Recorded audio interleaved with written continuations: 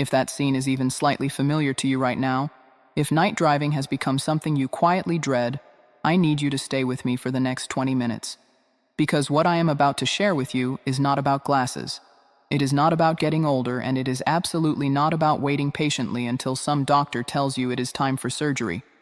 What I am about to tell you is that your vision is being quietly dismantled from the inside right now by something you almost certainly ate this morning, something that has been in your kitchen for decades, something the food industry has been confidently selling you as healthy your entire adult life.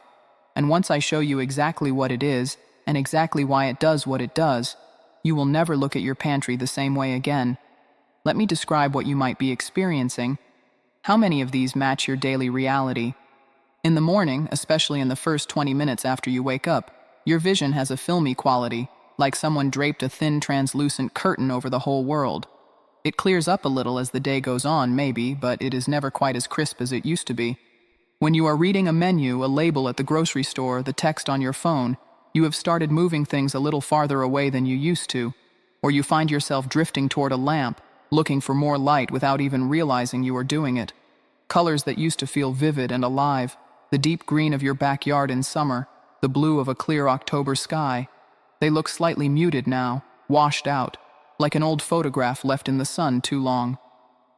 And then there is the night driving situation we just talked about, the halos around headlights, the glare from oncoming cars that seems almost aggressive now. None of these things happened overnight. They crept in slowly, one small change at a time, so slowly that you adapted without noticing. You started letting your spouse drive in the evenings. You began avoiding highways after dark. And you told yourself, this is just what getting older looks like. I need you to hear something clearly right now. It is not. These are not the inevitable price of living a long life. These are warning signals, biological alarm bells. Your eyes are telling you that something is going wrong at a chemical level inside your body, and that something started accumulating long before you noticed the first symptom. There are 3 specific substances, 3 things almost certainly in your kitchen right now, that are systematically inflaming, oxidizing, and starving the most delicate tissues in your entire body. Your retinal cells, your lens proteins, the microscopic blood vessels feeding your optic nerve. I am going to name every single one of them today, explain exactly what each one does, and tell you what to replace them with so you can stop this process and give your eyes a real fighting chance.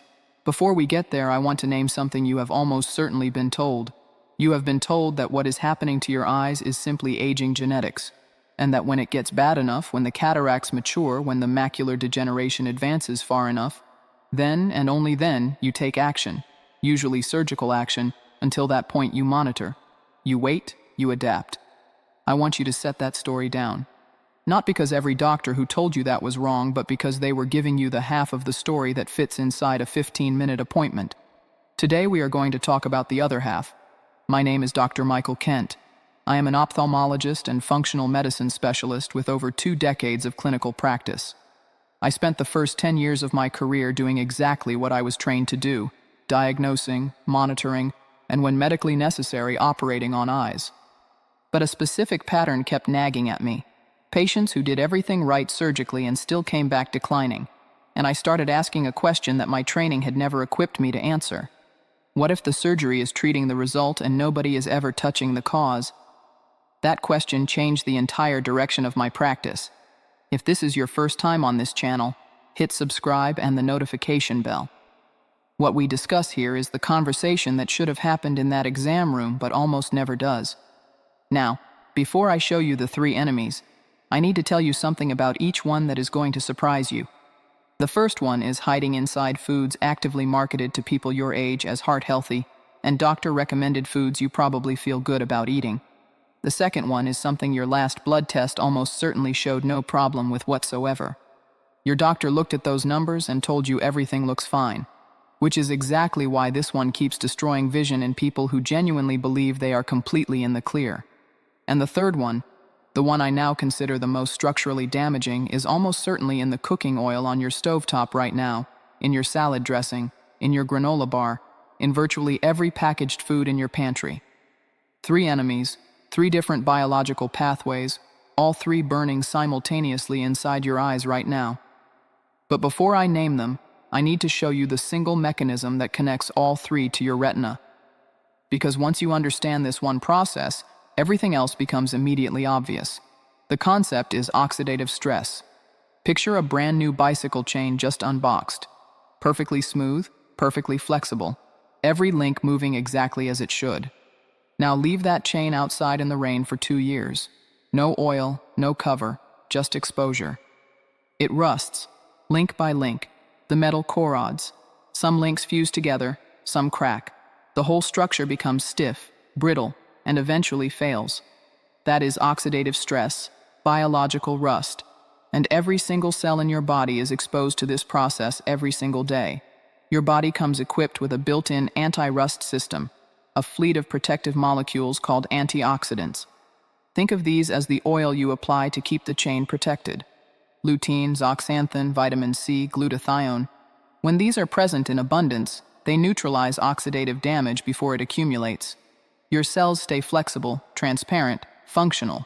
But when you regularly consume foods that generate oxidative stress far faster than your antioxidant system can neutralize it, the rust wins. And in your eyes, which have among the highest metabolic demands of any tissue in your body, the result shows up as exactly the symptoms you recognized a moment ago. The film, the halos, the faded colors, the night-driving fear. Let's name the 3 foods causing this, starting with the one hiding in plain sight. The first enemy is refined sugar. And I already know what you're thinking. I do not eat much sugar. I gave up sweets a long time ago. Let me tell you about a patient of mine. I will call him Darnell. Darnell was a 64-year-old retired electrician from just outside Cincinnati. He had cut out candy, soda, and desserts entirely after his doctor mentioned pre-diabetes 5 years earlier. When his cataracts accelerated dramatically over 16 months, his previous doctor had no explanation other than genetics. When we tracked everything Darnell actually ate for 1 full week, the picture was something he genuinely could not believe. His morning granola had 19 grams of added sugar per cup. His protein shake had 21 grams. His whole wheat bread had 4 grams per slice. His barbecue sauce had 13 grams per 2 tablespoons. His pasta sauce had 11 grams per half cup. Darnell was consuming 20 to 23 teaspoons of added sugar every single day, while being completely certain he had eliminated it. Here is what that sugar was doing to his eyes. When refined sugar enters your bloodstream, it spikes your blood glucose rapidly. That surge rushes through your entire circulation, including into the aqueous humor, the fluid that bathes and nourishes your lens.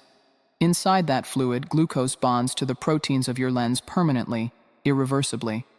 This process is called glycation, and the compounds it produces are called advanced glycation endoducts, which doctors abbreviate with a cruel irony as AGEs. When lens proteins become glycated, they change shape at a molecular level. They clump together randomly.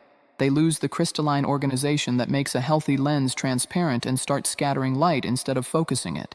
That scatter is exactly what an ophthalmologist identifies as a cataract forming, and that filmy quality in your vision every morning is light being dispersed by proteins that sugar has permanently deformed. Your blood glucose does not need to reach diabetic levels to drive this process. Blood sugar fluctuations well within the range doctors call acceptable generate measurable glycation in lens proteins over years of accumulated exposure. The damage is slow, silent, and cumulative. But the moment you stop supplying the fuel, the fire stops spreading. You could eliminate every gram of refined sugar starting tomorrow and make real progress. But you could do exactly that and still be losing ground because the second enemy creates an almost identical glucose catastrophe through a completely different route. Let me tell you about Ruth Ann. Ruth Ann was a 69-year-old retired schoolteacher from Tulsa who came to me because her night vision had deteriorated to the point where she had stopped driving after 5 p.m. entirely. She had given up her evening book club. When I asked about her diet, she walked me through it with the quiet confidence of someone doing things right: oatmeal and whole wheat toast for breakfast, a turkey sandwich on multigrain bread for lunch with pretzels, baked chicken with brown rice and a side salad for dinner, almost no sweets. By every conventional American nutrition guideline, Ruth Ann was a model patient. What no one had ever told her is that the multigrain bread, the pretzels, the brown rice, and even the oatmeal were sending her blood glucose on rapid damaging spikes every single day that were functionally indistinguishable from eating straight sugar. Starch in every form, whole wheat bread and white bread alike, brown rice and white rice alike, pretzels and crackers and pasta, is at its most fundamental level nothing more than a long chain of glucose molecules linked end to end. The moment that bread or rice touches the enzymes in your saliva, those chains break apart into individual glucose molecules that flood your bloodstream. Ruth Ann's whole wheat toast had a glycemic index of 74. Regular white bread is 73. Pure table sugar, the thing she was carefully avoiding, is 65. Her healthy breakfast was spiking her lens proteins harder every morning than a spoonful of sugar would have. But the glucose spike is only one of two ways refined starch damages your eyes. The second is what it does to your blood itself. Chronic refined starch consumption raises triglycerides, elevates inflammatory proteins, and makes your blood more viscous and thick. The capillaries feeding your retina and optic nerve are among the most delicate vascular structures in the human body, some as narrow as 5 micrometers in diameter. When your blood is thick and carries elevated glucose and triglycerides, it does not flow smoothly through vessels that fine. It stagnates, creates microscopic turbulence. And when blood stagnates in retinal capillaries, oxygen delivery to photoreceptor cells drops. When oxygen drops consistently in tissue with a metabolic demand as high as your retina's, cells begin to fail one by one, slowly and silently. What changed Ruth Ann's situation was replacing rapid-release starches with slow fiber-dense whole food carbohydrates, lentils, black beans, sweet potato with the skin on, steel-cut oats, wild rice. Fiber acts as a physical buffer, protecting those delicate retinal capillaries from repeated daily spikes. Now you have removed 2 of the 3 fires, but the third is still burning, and this is the one I consider the most insidious because it is not in anything you would recognize as junk food. It is in the cooking oil you use every night. Go to your kitchen and look for a bottle of vegetable oil, canola, soybean, corn oil, sunflower. These oils have been sold to Americans as heart-healthy for more than 50 years. They carry endorsements from some of the most trusted medical organizations in the country. What I am about to tell you took me years of reading outside my specialty to fully understand, and I now consider it one of the most underappreciated facts in preventive eye medicine. These oils are structurally damaging to your retina, and they are in almost everything in your kitchen that came in a package. Every cell in your body is surrounded by a membrane built from fat. The fatty acids you eat become the literal raw material your body uses to construct those membranes. Industrial seed oils are extraordinarily high in omega-6 polyunsaturated fatty acids, molecules that are chemically unstable and oxidize rapidly when heated. When you cook with canola or soybean oil, you generate a cascade of oxidized compounds, aldehydes, lipid peroxides, free radicals that enter your bloodstream and damage cell membranes directly. Your retina contains the highest concentration of polyunsaturated fatty acids of any tissue in your body. It is designed to run on omega-3 fatty acids to build photoreceptor membranes that are fluid and responsive to light. When omega-3 building blocks get displaced by oxidized omega-6 from industrial oils, the membranes that get built are structurally inferior, more prone to damage, less able to support the photochemical reactions that let you see in low light. Our ancestors consumed omega-6 and omega-3 in a ratio of roughly 1:1. The average American today runs at 20:1 in favor of omega-6 almost entirely because of industrial seed oils. And these oils are not just on your stovetop. They are in your mayonnaise, your salad dressing, your crackers, your granola bars, your coffee creamer, your frozen meals, your store-bought bread. If it came in a package with a shelf life longer than a week, it almost certainly contains soybean, canola, or sunflower oil. Rebuilding your kitchen is not complicated. Extra virgin olive oil in a dark glass bottle with a harvest date for cold use and gentle cooking. Butter from grass-fed cows, ghee for higher heat, avocado oil. These fats do not oxidize under normal cooking heat. Do not displace omega-3s from your photoreceptor membranes, and the polyphenols and genuine olive oil have been studied specifically for their protective effect on retinal tissue. Switch these fats and you stop the third fire. Now let's talk about what to add. Your body replaces itself continuously. The fatty acid profile of your cell membranes shifts within weeks of changing your dietary fat. Inflammatory markers in your blood respond within days. Cataracts that have already formed structurally will not dissolve through nutrition. I want to be honest about that.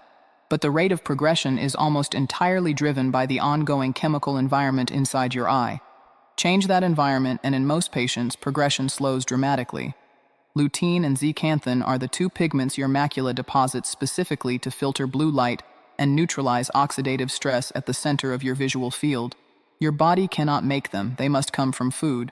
Cooked dark leafy greens, kale, spinach, collarded greens consumed with a fat source, because these pigments are fat-soluble, and absorption without fat is negligible. Zeaxanthin, which gives wild-caught salmon and shrimp their deep color, crosses the blood-retinal barrier that blocks most antioxidants and has demonstrated measurable improvements in visual acuity and photoreceptor protection in controlled research. Vitamin C is present in the healthy human lens at concentrations 20 times higher than anywhere else in the body. The lens concentrates it deliberately to neutralize oxidative stress from light passing through it every waking hour. Bell peppers, kiwi, fresh citrus. Zinc is a coactor for the enzyme your retinal cells use to neutralize one of the most destructive free radical species in visual tissue. Zinc deficiency in the over 55 population is extraordinarily common and directly associated with accelerated macular degeneration. Pumpkin seeds, oysters, grass-fed beef. This is a grocery list, not a pharmacy run. Available at any supermarket. No prescription required. It requires a decision. The fact that you stayed through this entire conversation tells me you are not someone who accepts a passive diagnosis and goes home unchanged. You want to understand the mechanism, not just receive the verdict. Your eyes are not on a fixed trajectory. They are living tissue that responds directly to what you feed them. Stop feeding them refined sugar that glycates your lens proteins. Stop feeding them processed starches that thicken your retinal blood supply and spike your glucose throughout the day. Stop feeding them industrial seed oils that corrupt the structural integrity of your photoreceptor membranes meal after meal. Start feeding them the lutein and zeaxanthin your macula was designed to concentrate. The zeaxanthin your photoreceptors can use the stable clean fats that build functional cell membranes. Give it time. Biology does not move at the speed of a pill. But I have sat across from patients in their late 60s and 70s who told me colors looked more alive than they had in years. That night driving had become something they did without thinking about it again. Not everyone, not always, but consistently enough across 20 years of practice that I have no remaining doubt about the connection. I have put together a complete practical guide, the Vision Protocol shopping list with the exact foods quantities, 3 weeks of meal frameworks built around these principles, brands I recommend avoiding, and supplement dosages for lutein, zeaxanthin, and zinc. When food sources alone are not enough, it is yours completely free. Write the word clarity in the comments right now. Then find my pinned comment at the top of the comment section and click the link inside. The PDF downloads immediately to your device. Tell me in the comments which of the 3 enemies landed hardest for you today. The hidden sugar inside your healthy foods, the starch and glucose connection your blood test never caught, or the industrial oils in nearly everything packaged in your kitchen. I read these personally and respond when I can. Your situation may become the subject of a future video. If what you heard today shifted something, if you are going to open your pantry differently tomorrow morning, share this with someone who needs it. For the person in your life who is quietly adjusting to a world getting a little darker every year and has been told that is simply how it goes, it does not have to go that way. Take care of your eyes. I will see you in the next video.